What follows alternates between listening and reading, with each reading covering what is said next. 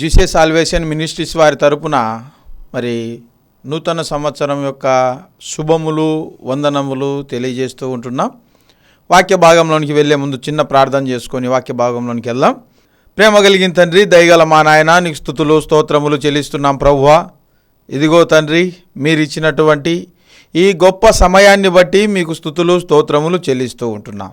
మరి నాయన, నీ చిత్తానుసారమైనటువంటి కృపలో మరి తండ్రి నడుచుటకు, అనేకులను నడిపించుటకు మీరు మాకు ఇచ్చినటువంటి ఈ మరొక సంవత్సరంలో ప్రభువా మేము ఉంటుండగా మరి తండ్రి ప్రభువా నూతన కార్యాలు మరి జరిగించమని మరి ప్రభువా ఆయా సంఘాలలో మరి ప్రభువా నీ యొక్క వాక్యాన్ని వింటున్న ప్రతి ఒక్కరిని మరి ఆశీర్వదించండి, దీవించండి. మరి ప్రభువా యొక్క ప్రార్థనలో ప్రతి విషయంలో మరి ప్రభువా ఆ సంఘాలు ఏవైతే ఉన్నాయో నూతనమైనటువంటి ఉత్తేజంతో నింపమని క్రీస్తు నామమున అడిగి వేడుకొనుచున్నాం తండ్రి, ఆమేన్. ప్రియమైన దేవుని సంగమా, నిజంగా మన బ్రతుకులో ఏముండాలి అన్నప్పుడు నూతనము అనేది ఉండాలి. అంటే మన బ్రతుకు ఏముండాలి అన్నప్పుడు మన బ్రతుకులో క్రీస్తు ఉండాలి. క్రీస్తు ఉంటేనే నూతనంగా ఉంటుంది. అంటే నీ బ్రతుకులో నూతనము కావాలి అన్నప్పుడు క్రీస్తులో ఉంటేనే నువ్వు నూతనంగా ఉంటావు. క్రీస్తు కోసం బ్రతికితేనే నూతనంగా ఉంటావు. క్రీస్తులో జీవిస్తేనే నూతనంగా ఉంటావు. అంటే నీ బ్రతుకు గొప్పగా ఉండాలి అన్నప్పుడు మరి ఎలా ఉండాలంటే, ఈ లోకంలో మనము ఇప్పటికి 2026 సంవత్సరాలు, అంటే ఈ గడిచినటువంటి సంవత్సరాలన్నీ మనం ఆలోచన చేయగలిగితే మనం ఈ సంవత్సరాలన్నీ వ్యర్థంగానే గడిపినామని ఆలోచించుకోవాలా. అంటే వ్యర్థమైన వాటిని మనం ఎందుకు తీసుకుంటున్నాం అన్నప్పుడు లోక సంబంధమైన వాటిలో పడి దేవుని యొక్క కార్యాలను మనం దూరం పెడుతూ వస్తున్నాం. లోక విషయాలలో ఎప్పుడైతే మనిషి బిజీగా ఉన్నాడో మరి పరలోక విషయంలో ఎందుకు మనిషి బిజీగా లేడో ఆలోచించగలిగితే ఈనాడు మనము మన బ్రతుకుకు ఒక పరమార్థం, ఒక అర్థం అనేది అర్థమవుతుంది. ఎలాగంటే ఈ లోక సంబంధమైన విషయాలలో మనిషి ఎంత కావాలనుకుంటున్నాడో, ఎంత బిజీగా ఉన్నాడో, పరలోక విషయాలలో అంత బిజీగా లేకపోతున్నాడు, ఉండలేకపోతున్నాడు, వాటిని తీసుకోలేకపోతున్నాడు. ఎందుకంటే లోకం ప్రేమించినంతగా దేవుని మాటలు ప్రేమించవు. ఎందుకంటే కఠినమైన మాటలుగా అనిపిస్తాయి. ఇప్పుడు కొందరికి జబ్బు చేసినప్పుడు కొన్ని ట్యాబ్లెట్లు ఇస్తారు. ఏంటి అన్నప్పుడు చేదుగా ఉన్నవే ఎక్కువగా నీకు మేలు చేసేవి. అందుకే దేవుని మాటలు నీ మనసును బాధ పెట్టినా అవి నీకు మేలు చేసే మాటలు. అంటే నూతనంగా ఉండాలి అన్నప్పుడు నువ్వు ఎన్ని క్యాలెండర్లు ఇప్పటికి 2026, అంటే ఇన్ని సంవత్సరాలు మన క్యాలెండర్లో మారుస్తున్నాం కానీ మన బ్రతుకును మార్చడంలే. అంటే మన బ్రతుకు ఎలా మారుతుంది అన్నప్పుడు లోక విషయాలను నువ్వు ఎప్పుడైతే పక్కన పెడతావో, పరలోక విషయాలలో ఎప్పుడైతే నువ్వు దగ్గరుంటావో అప్పుడు నీ బ్రతుకు మారుతుంది, నీ ఆలోచన మారుతుంది, నీ స్థితిగతి మారుతుంది, నీ నడవడిక మారుతుంది. అంటే నిన్ను ఎలాగ ఒక గతించినటువంటి ఆ రోజులలో నీకు గౌరవం ఇవ్వలేదా? క్రీస్తు కోసం బతుకు, క్రీస్తులో జీవించు. నీకు గౌరవము ఎందుకు ఇవ్వరో చూడు. అంటే ప్రభువు కోసం బ్రతికితే నిన్ను గౌరవిస్తారా అన్నప్పుడు ప్రభువు కోసం బ్రతికితే నీకు గౌరవం ఉంటుంది, విలువ ఉంటుంది, ఒక వాల్యూ ఉంటుంది. అంటే ఒక మాట చూసినట్లయితే ప్రసంగి గ్రంథంలో చక్కటి మాట ఏమన్నాడంటే, ప్రసంగి గ్రంథం 1వ అధ్యాయం మరి 9వ వచనం 10వ వచనంలో చక్కటి మాట వ్రాయించినాడు. ఏమంటే, మునుపు ఉండినదే ఇక ఉండబోవున్నది, మునుపు జరిగినదే ఇక జరగబోవున్నది, సూర్యుని క్రింద నూతనమైనది ఏయూ లేదు అన్నాడు. అంటే ఈ వాక్యం మనం ఎప్పటి నుంచి చెప్తున్నామంటే, మన చేతిలో బైబిల్ వచ్చినప్పటి నుంచి చెప్తుంటాం, మన ఊర్లో చర్చి కట్టినప్పటి నుంచి చెప్తుంటాం, మనం ఎక్కడికైనా ప్రార్థనకి వెళ్ళినప్పటి నుంచి చెప్తుంటారు. ఈ మాట విన్నంత వరకే. సూర్యుని క్రింద క్రొత్తగా ఏం లేదు, సూర్యుని క్రింద క్రొత్తగా లేదు. న్యూ ఇయర్ అంటే ఇయర్ ఎంత ఉండాలి కదా, సంవత్సరం అంతా న్యూ ఇయర్గా ఉండాలా. ప్రతిరోజు నీకు క్రొత్తది ఇచ్చన్నాడు దేవుడు. ప్రతిరోజు నీకు క్రొత్తదే. ప్రతిరోజు నీకు క్రొత్త రోజు ఇస్తున్నాడు దేవుడు. ఈరోజు అయిపోయింది కదా, తెల్లవారితే కొత్తది. సూర్యుడు ఉదయిస్తున్నాడు, మళ్ళీ ఉదయాన్నే మళ్ళీ క్రొత్తగా వస్తున్నాడు. గాలి, ఆక్సిజన్, మనం పీల్చుకున్నటువంటి ఆక్సిజను వదిలితే ఏమవుతుంది? Carbon dioxide. అంటే నీ పాతది పోయి కొత్త గాలి నువ్వు తీసుకుంటున్నావు. కార్బన్ డైఆక్సైడ్ మళ్ళీ పీల్చుకున్నావు అనుకో, అది మన ఆరోగ్యానికి హాని చేస్తుంది. అంటే దేవునికి తెలుసు నా పిల్లలు ఎలాంటిది కావాలా, ఎలా బ్రతకాలా, అంటే బ్రతుకులో ఎంత గొప్పగా బ్రతకాలా అని ఆలోచన చేస్తాడు దేవుడు కూడా. ఎందుకన్నప్పుడు లోకం విషయాలలో నా పిల్లలు ఎప్పుడైతే దూరంగా ఉంటారో అప్పుడు నేను వారిని దగ్గరగా తీసుకుంటా. నూతనమైనది ఏమీ లేదు. నువ్వు ఎన్ని సంవత్సరాలు క్యాలెండర్లు మార్చినా నీ బ్రతుకు నూతనంగా మారితే తప్ప, క్రీస్తుకు నీ బ్రతుకును అప్పగిస్తే తప్ప, క్రీస్తు కోసం జీవిస్తే తప్ప క్రొత్తగా భూమి మీద ఏమీ లేదు. పాతదే భూమి, ఆకాశం పాతదే, చెట్లు పాతయే. దేవుని సృష్టిలో ఆరంభం నుండి ఏవైతే ఉన్నాయో అవే ఉన్నాయి. నూతనంగా ఏమైనా వచ్చినాయా? ఏం లేదు. సూర్యుడు అట్టే ఉన్నాడు, చంద్రుడు అట్టే ఉన్నాడు, నక్షత్రాలు అలాగే ఉన్నాయి, కాలం అలాగే ఉంది, రోజులు అలాగే ఉన్నాయి. మన బ్రతుకు ఎప్పుడైతే మార్చుకుంటామో అప్పుడు నూతనంగా ఉంటావు, నూతన ఉత్తేజంతో ఉంటావు, నూతన ఉత్తేజంతో ఉంటావు. ఏంటంటే సూర్యుని క్రింద ఏది కూడా కొత్తగా లేదు అన్నాడు. సూర్యుని క్రింద క్రొత్తగా ఏది లేదు అన్నాడు. సూర్యుని క్రింద ఏమీ లేదు క్రొత్తగా. అది ఏమిటంటే 10వ వచనంలో, ఇది నూతనమైనదని ఒకదాని గూర్చి ఒకడు చెప్పును, అదియు మనకు ముందుండిన తరములలో ఉండినదే. మనకు ముందున్న తరాలలో కొత్త సంవత్సరం జరుపుకుంటున్నారు. ఇప్పుడు మనం ఉన్న తరంలో కూడా కొత్త సంవత్సరం జరుపుకుంటున్నాం. అంటే క్రొత్త సంవత్సరాలు ఎన్ని జరుపుకున్నా మన బ్రతుకు ఎందుకు పాతగా ఉంది చూడండి. అంటే మన బ్రతుకు ఎప్పుడైతే క్రీస్తుకి ఇస్తామో, మన హృదయాన్ని ఎప్పుడైతే క్రీస్తుకు అప్పగిస్తామో, మన బ్రతుకులో ఎప్పుడైతే క్రీస్తును మన హృదయంలో ఎప్పుడైతే ఉంచుకుంటామో, మనం ఎప్పుడైతే ఆయన ఇదిగో నేను తలుపు వద్ద నిలబడి తలుపు తట్టుతన్నా, ఎవడైతే తలుపు తీస్తాడో వానితో నేను, నాతో వాడు. హృదయం అనేడు తలుపు. హృదయంలో నీ హృదయం ఎప్పుడైతే తెరుస్తావో అప్పుడు నువ్వు నూతనంగా ఉంటావు. అంటే నీ బ్రతుకు బాగుండాలని, నీ బ్రతుకు మారాలా, నీ బ్రతుకు క్రొత్తగా ఉండాలంటే క్రీస్తుని ఎప్పుడైతే నీ హృదయంలోనికి ఆహ్వానిస్తావో, ఎప్పుడైతే అలాగ బ్రతకాలని ఆలోచించుకుంటావో అప్పుడు నీ బ్రతుకు కొత్తగా ఉంటుంది. అప్పుడు నీ బ్రతుకు క్రొత్తగా ఉంటుంది. ఎందుకంటే లోక సంబంధమైనవన్నీ ఎప్పుడైతే నువ్వు వదిలిపెట్టేస్తావో అప్పుడు నీ బ్రతుకు ఇది నూతనమైనదని ఒకడు చెప్పినా కానీ వినద్దు. అది ముందే ఉంది కదా, ముందుండిన తరాలలో ఉన్నదే, కొత్తగా అయితే ఏమీ లేదు. అది ఏంటంటే పూర్వము జ్ఞాపకం చేసుకో. గడిచిన దినాలు ఎలాగున్నాయో, కఠినంగా ఉన్నాయో, సంతోషంగా ఉన్నావో, ఆనందంగా ఉన్నావో, బాధగా ఉన్నావో, వేదనతో ఉన్నావో, వ్యసనంగా ఉన్నావో, లేకపోతే లోక వ్యసనాలకు బానిసవై ఉన్నావో.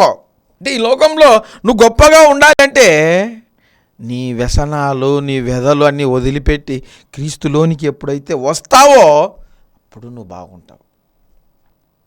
అప్పుడు నీ బ్రతుకు బాగుంటుంది, అప్పుడు నీ ఆలోచన బాగుంటుంది, అప్పుడు నీ పద్ధతి బాగుంటుంది, అప్పుడు నీ నడవడిక బాగుంటుంది, అప్పుడు నీ స్థితిగతి బాగుంటుంది. ఎందుకంటే క్రీస్తులోనికి వచ్చినప్పుడే నీ బ్రతుకైనా మారుతుంది, నీ పద్ధతులు మారుతాయి, నీకు గౌరవం, విలువ అనేది మారుతుంది. ఎన్ని సంవత్సరాలు మారినా నీ బ్రతుకు బాగుండాలంటే క్రీస్తులోనికి వస్తేనే నీ బ్రతుకు బాగుంటుంది. సంవత్సరాలు మారినా నీ బ్రతుకు మారలేదంటే కొంతమంది అంటుంటారు నా బ్రతుకు ఏందో ఇలాగే ఉంది, ఎన్ని సంవత్సరాలైనా ఇట్టే ఉంది అని. నీ బ్రతుకు బాగుండాలంటే మొట్టమొదటిగా నువ్వు క్రీస్తులోనికి నువ్వు ఎప్పుడైతే నడవడం స్టార్ట్ చేస్తావో అప్పుడు నీ బ్రతుకు గొప్పగా ఉంటుంది. అంటే నీ బ్రతుకు అంత గొప్పగా లేదు అంటే నువ్వు క్రీస్తుకు లోపడలే. క్రీస్తుకు లోబడకుండా బ్రతుకుతాండవు, క్రీస్తుకు లోబడకుండా బ్రతుకుతాండవు. ఏమన్నాడంటే, జనములారా నూతన బలము. మాట చూద్దాం. యెషయా గ్రంథం 41వ అధ్యాయం, యెషయా గ్రంథం 41వ అధ్యాయం 1వ వచనం. దీపములారా నా ఎదుట మౌనముగా ఉండుడి, జనములారా నూతన బలము అందండి. ద్వీపంలో చెప్తున్నాడు, మీరు మౌనంగా ఉండండి, జనులారా మీరేం చేయాలా? నూతన బలం. మీకేమొస్తుంది?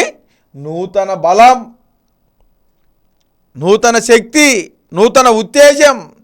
ఇవన్నీ ఎలాగొస్తాయి అన్నప్పుడు నువ్వు క్రీస్తులో ఉంటే నూతనంగా ఉంటావు. చెప్పినాడు కదా, కాగా ఎవడైనా క్రీస్తునందున్న ఎడల వాడు నూతన సృష్టి, పాతవి గతించను, ఇదిగో కొత్తవాయను అన్నాడు. క్రీస్తునందున్న ఎడల, ఈ మాట మనం ఎన్ని సంవత్సరాల నుంచి జరుపుతున్నాం? మేము కొన్ని పల్లెలకు నూతన సంవత్సరం కానీ, అంటే మన క్రిస్మస్ కానీ ఇట్లా పోయినప్పుడు ఖచ్చితంగా కృత సంవత్సరం పోతే ఈ వాక్యం చదవాలా. ఈ వాక్యం చదివి ప్రార్థన చేస్తేనే వాళ్ళకు వాళ్ళు ఆనందంగా ఉంటుంది ఆ కుటుంబం. వాక్యము చదివినప్పుడు, విన్నప్పుడు ఆలోచన చేయగలిగితే అప్పుడు ఆ కుటుంబం గొప్పగా ఉంటుంది. వాక్యం చదివి మేము ప్రార్థన చేసి వెళ్ళిపోదాం అనుకో, మీరు సంతోషంగా ఎట్టుంటారు? మేము ప్రార్థన చేస్తే మీరెట్ట సంతోషంగా ఉండగలుగుతారు? మేము ప్రార్థన చేస్తే మీరెట్లా సంతోషంగా ఉంటారు? మీరు కూడా ప్రార్థించాలి కదా, మీరు కూడా ప్రార్థించాలి కదా. ఒక మాట అన్నాడు హెజ్కేలు గ్రంథంలో, ఒక చక్కటి మాట అన్నాడు.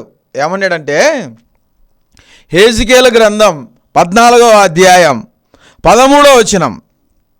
నరపుత్రుడా, ఏ దేశమైతే విశ్వాసఘాతకమై నా దృష్టికి పాపము చేసిందో దానికి నేను విరోధినై ప్రాణాధారమగు ఆహారము లేకుండా చేసి కరువును పంపించి మనుష్యులను పశువులను నిర్మూలన చేయుదును.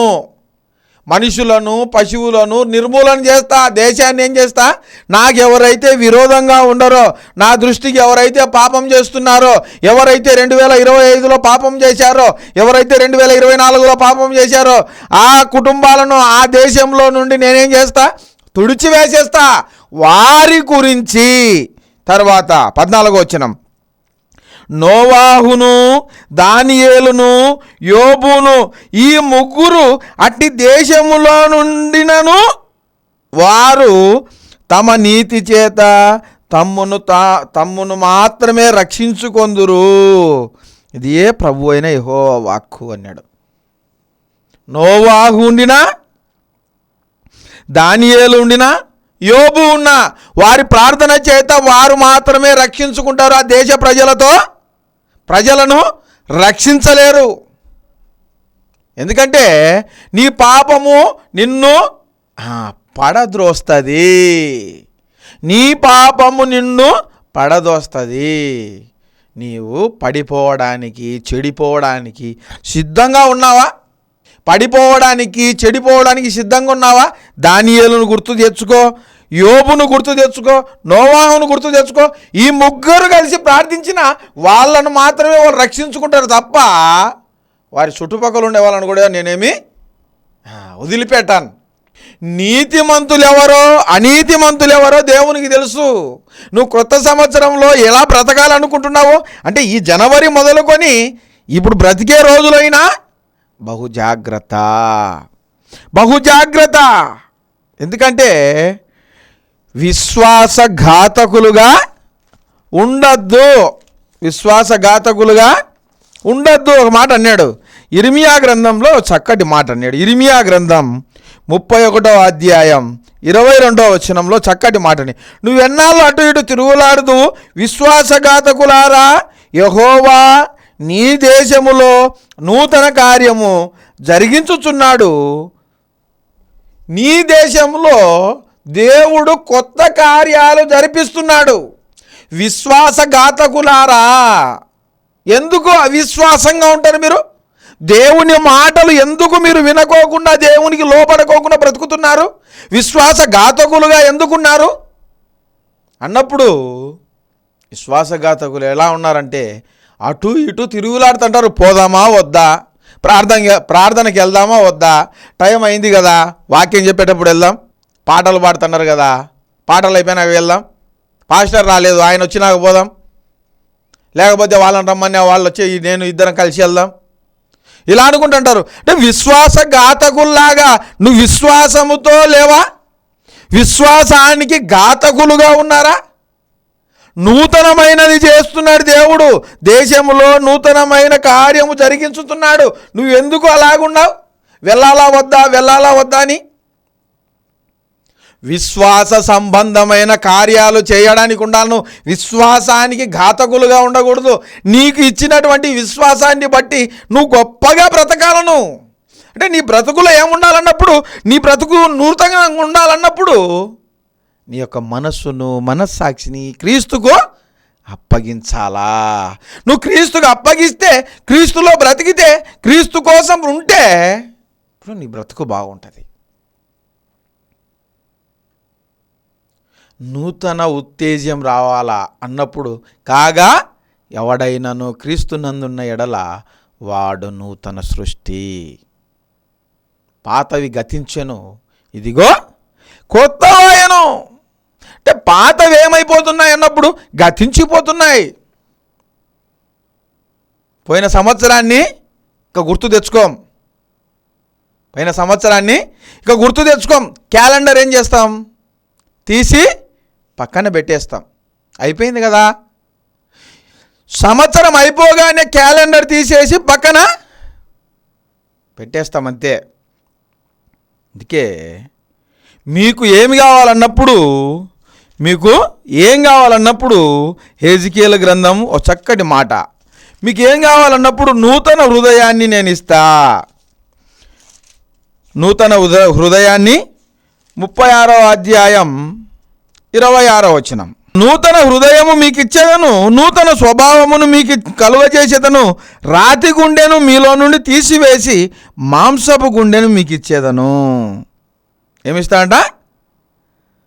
మాంసపు గుండె ఇస్తా, రాతి గుండెను తీసివేసి. ఈ నూతన సంవత్సరంలో, అంటే గడిచిన సంవత్సరం మీ గుండె ఎలాంటిది? రాతి గుండె, కరుడు కట్టినటువంటి మనస్సు మీది. క్రీస్తుకు అప్పగించాలనే ఆలోచన లేని మీ హృదయాన్ని మాంసముతో నేను తయారు చేసి నూతనమైనటువంటి హృదయాన్ని మీకు అందిస్తా. మీ రాతి హృదయాన్ని తీసివేసి క్రొత్త హృదయాన్ని మీకు ఇస్తా. నూతన హృదయం మీకు ఇస్తా, నూతన స్వభావం మీకు ఇస్తా. నూతన స్వభావం కలగజేసి రాతి గుండెను తీసేసి మాంసపు గుండెను మీకు ఇస్తా అన్నాడు. అంటే మాంసపు గుండె అంటే ఎలాంటిది అన్నప్పుడు, మనము కూడా ఒక మనస్సాక్షిని కలిగి బ్రతికే గుండె. అంటే మన బ్రతుకులో ఎప్పుడు ఇలాగే బ్రతకాలా? అంటే మన ఆలోచనలు మారద్దా, మన పద్ధతులు మారద్దా, మన కట్టుబాట్లు మారద్దా అని ఆలోచన నీలో పుట్టేదానికి. అంటే నువ్వు గొప్పగా ఉండాలంటే నీలో ఏం కలగాల? నీ హృదయంలో ఒక ఆలోచన కలగాల,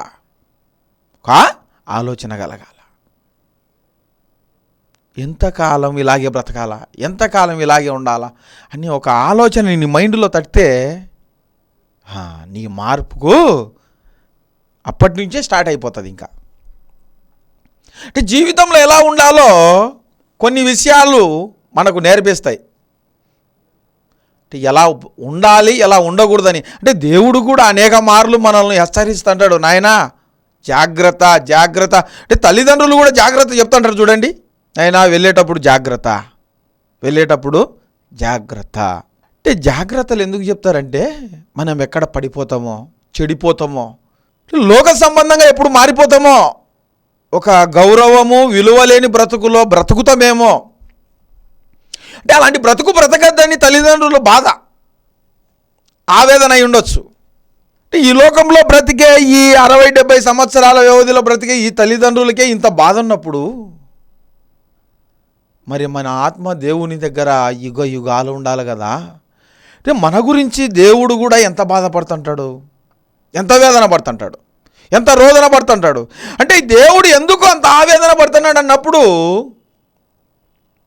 మనము నరకానికి పోకుండా నిత్య జీవానికి వెళ్ళడమే దేవుని యొక్క చిత్తం.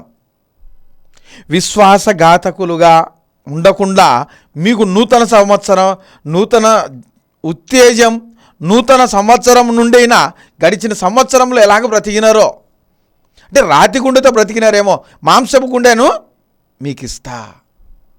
మీ యొక్క రాతి హృదయాన్ని తీసేసి, మీ కఠినమైనటువంటి హృదయాన్ని తీసేసి, మీకు ఎలాంటి హృదయాన్ని, జాలి కలిగే హృదయాన్ని మీకు అప్పగిస్తా.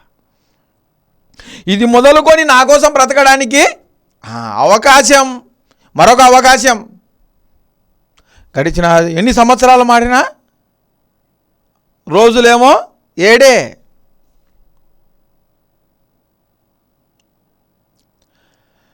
వారం ఏం మారదు, రోజులేం మారవు, దినాలు ప్రతిరోజు సోమవారము మంగళవారం ఇవే వస్తుంటాయి. మన బ్రతుకు మార్చుకోమని చెప్పినాడు దేవుడు. అంటే మన బ్రతుకు మార్చుకోమన్నాడు.